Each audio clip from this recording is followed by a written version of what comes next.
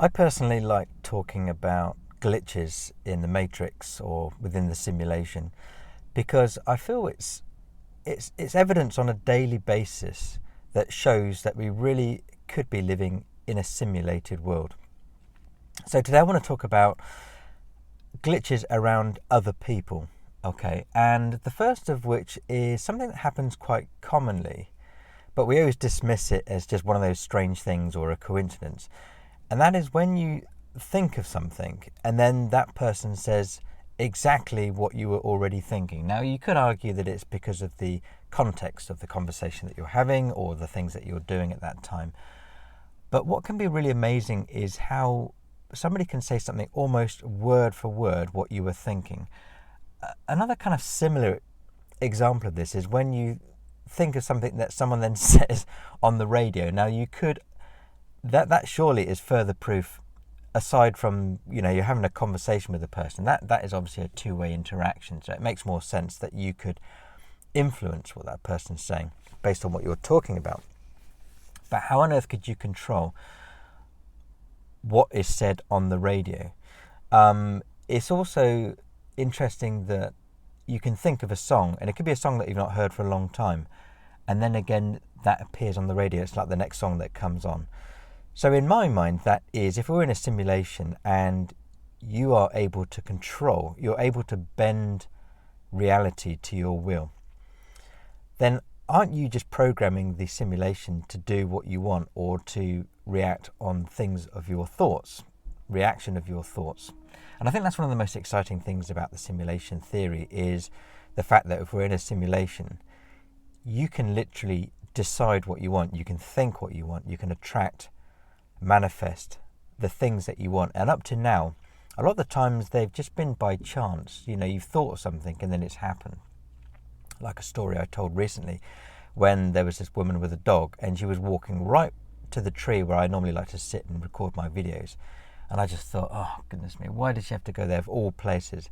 And then suddenly her dog ran off and then took her in a completely different direction, which meant I was then able to go and sit at my favourite tree and do my videos.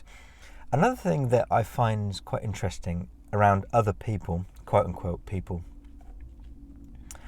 is sometimes you can have conversations with people that feels almost scripted or very two-dimensional. I do find for the most part that conversations that I have maybe with people at work or people that you sort of bump into,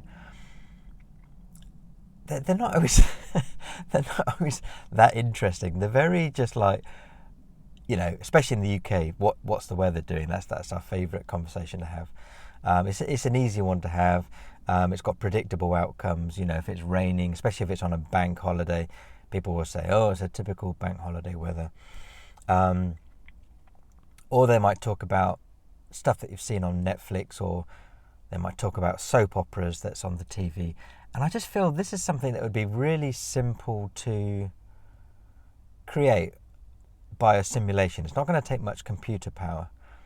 And also, it's something that could be easily duplicated.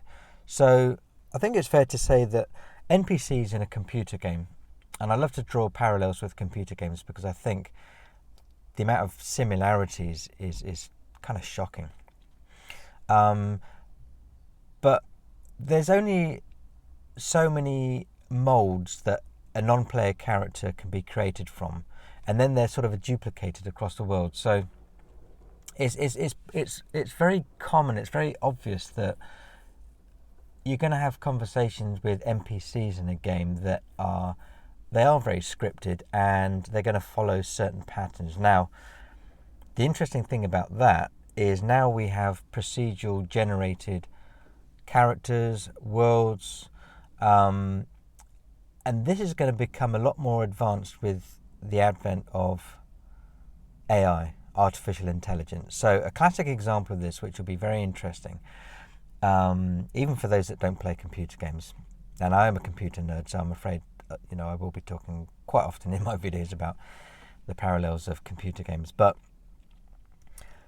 next year we've got Grand Theft Auto 6 coming out, and what I think is really interesting about that game is the non-player characters will use a very advanced form of artificial intelligence where NPCs, non-player characters, can almost quote unquote think for themselves and go off and do their own thing. So they can actually form their own groups, and they could decide to just go and, I don't know, go to the beach or something, or they might decide to go and rob a bank or something, which I think that's really interesting. Now, an argument against simulation theory that people say is it wouldn't have enough computer power to generate all of these different people, but artificial intelligence can really simulate that in a way that, especially now where each person could be created that will seemingly be different because they're going to do their own thing. They're going to do things in a game that even the coder wouldn't originally think would be possible. They're going to almost have, again, a life of their own. So I think that's going to be incredible. There's one other further thing that comes up quite a lot with the simulation theory, and that is the thing of deja vu. Now, that's quite different to the kind of non-player character, and I want to talk about that in a separate video, because you could do something, you could talk about that in its own right for a whole video. But the interesting thing about deja vu is it's often cited as a glitch in a computer that could be a repetition of something that's happened. It's like a memory skip, or it's repeated a program.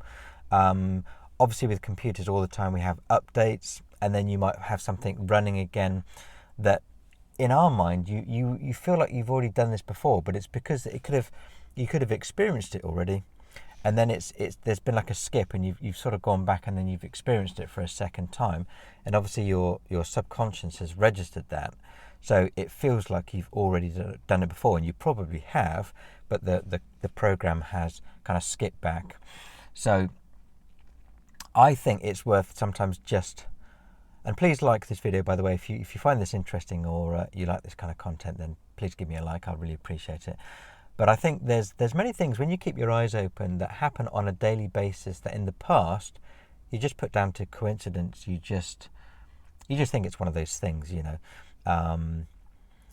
thinking of people and then that you've never spoken to for ages, and then you bump into them. There's so many things that when you really think about it, it is further evidence that we're living in a simulated world rather than just a coincidence. So please subscribe if you haven't already. I'm trying to do videos every 2 to 3 days, and if you like this sort of content, I really want to keep it focused and provide you with content that you'll find interesting. So I really appreciate it. Thanks for watching. As ever, take care. I'll speak to you guys soon. Take care.